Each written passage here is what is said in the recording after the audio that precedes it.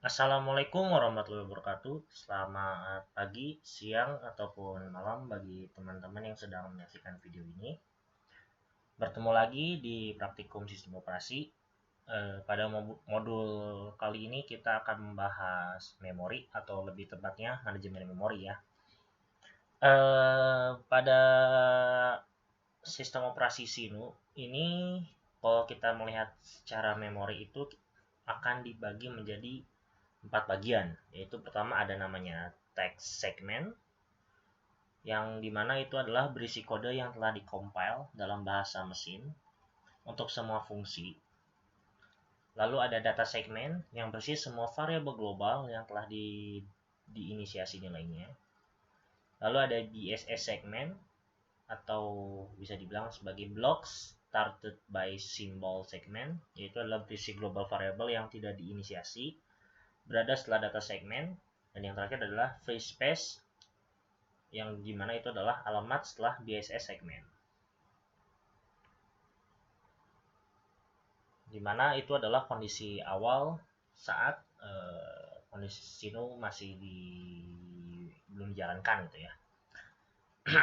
Tapi kalau udah dijalankan, maka di situ bagian free space akan mulai dimanipulasi gitu ya, dimana pada free space itu akan digunakan untuk dynamic memory, dimana pada dynamic memory ini akan terjadi dua jenis tipe atau dua jenis hal yang berkaitan dengan dynamic memory, yaitu pertama ada stack yang udah kalian kenal juga di struktur data atau di matematika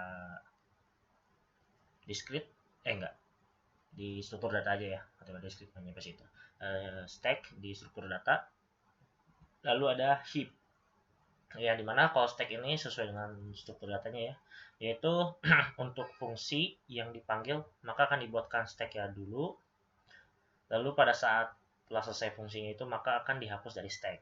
Sedangkan heap itu adalah digunakan ketika fungsi meminta membuat atau membutuhkan alokasi memori baru gitu ya, dimana kalau dalam C itu ciri khasnya adalah dia akan menggunakan namanya malloc.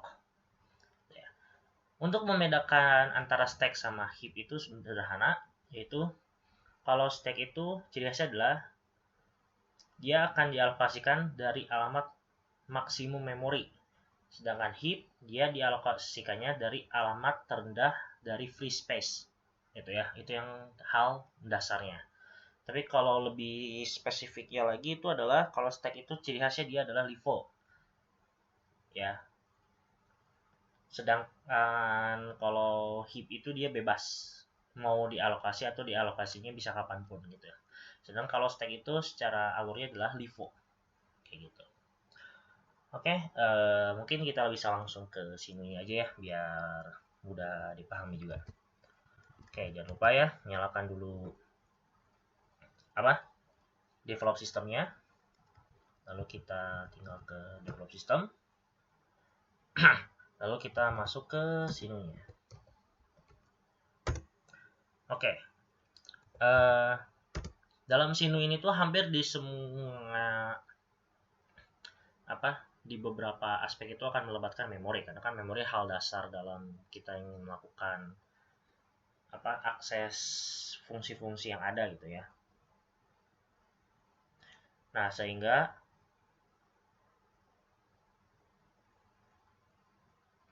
untuk lebih memudahkannya, pertama kita akan masuk ke include dulu. Nah, di include ini tuh ada satu .h yang udah jelas ya, itu adalah memori.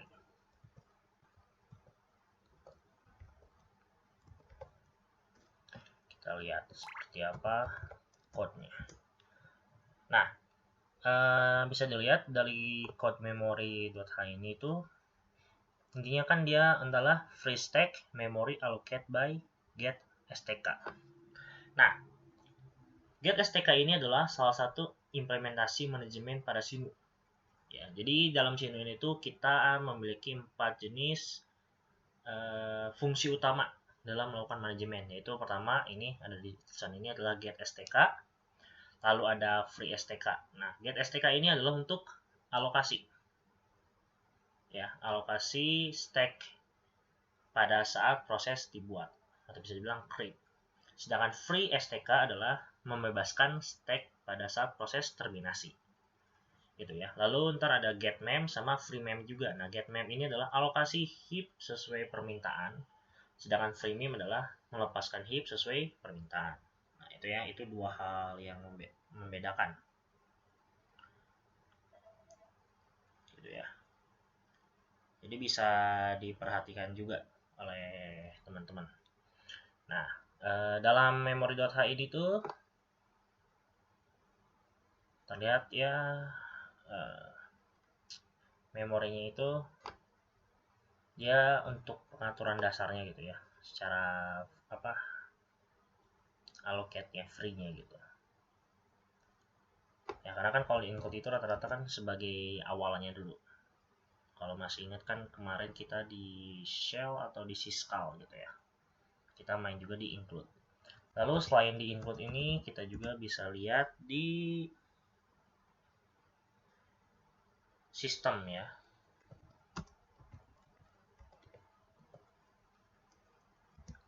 Dimana sistem ini tuh ada, nah tadi salah satu yang saya sebutkan itu adalah get mem sama free mem. Nah, pertama kita lihat get mem dulu. .c. Nah, seperti ini ya. Dimana get mem ini adalah untuk allocate heap storage returning lowest word address ya. Kan tadi sesuai dengan definisinya, kalau heap itu dia mulai dari alokasi terendah, kalau stack itu dia dari yang maksimum. Ya, itu juga jadi ciri khasnya bagaimana melakukan alokasi heapnya gitu ya, dari get mem. Tapi tetap aja sih ntar ujung-ujungnya melakukan dari memory.h dulu, karena itu kan include-nya akan saling melengkapi. Nah, jadi kurang lebih akan seperti ini kalau kita gunakan get mem. Lalu kan get mem itu untuk mengalokasikan heapnya. Nah, lalu kalau ingin melepaskannya tadi ada free mem-nya ya. Nah, juga sama,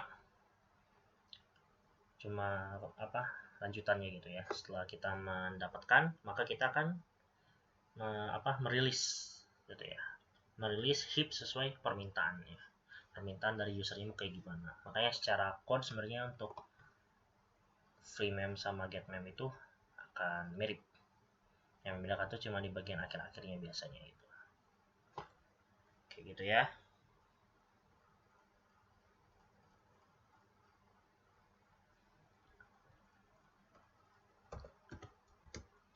Ya, tadi kita baru get mem sama free mem. Nah, selanjutnya itu ada juga tadi get STK ya, yang contoh untuk include di .h tadi, stk.c.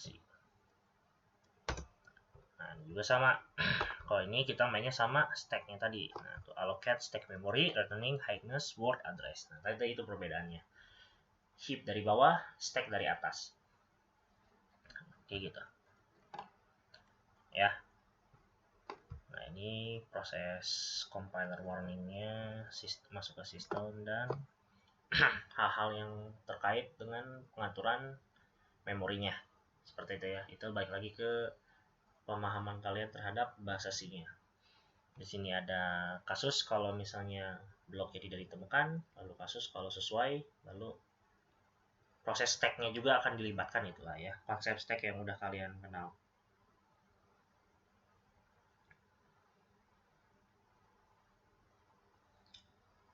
Oke, paling seperti itu ya. Terkait get mem sama heap sama stack secara dasarnya gitu ya. Nah, selain itu juga sebenarnya kalau kan ini masalahnya kan tadi kan contohnya itu adalah di include sama di sistem ya, dimana kalau dua hal itu adalah dua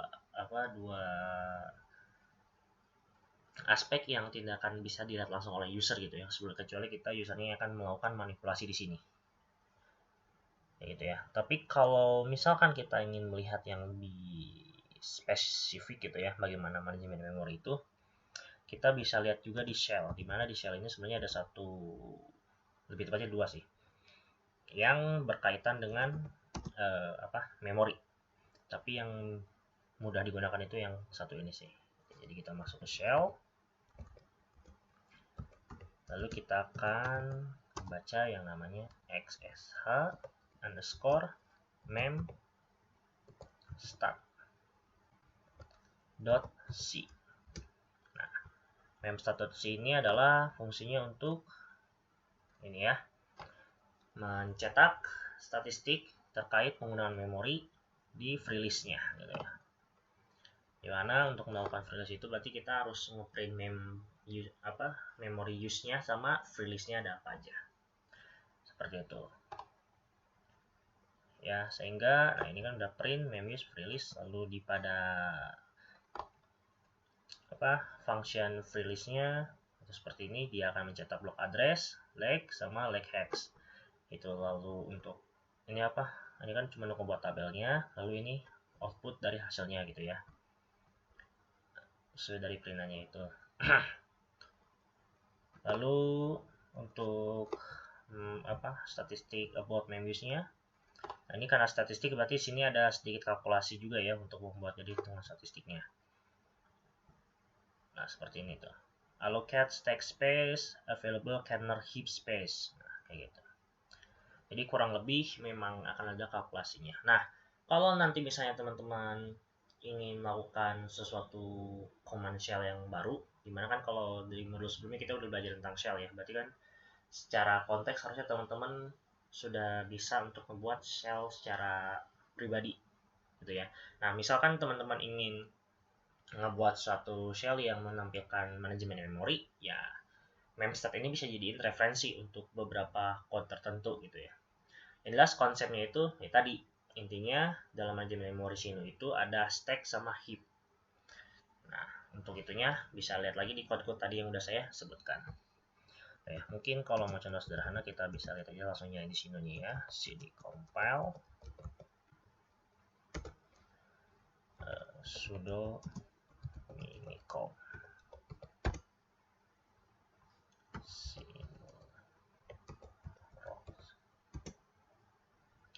Oke, kita nyalakan backend-nya.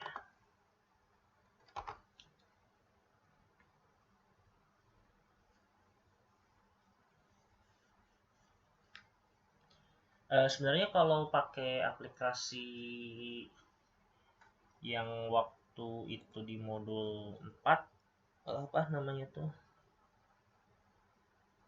Sebentar, saya rada lupa. Aplikasi yang untuk source code sino tuh namanya.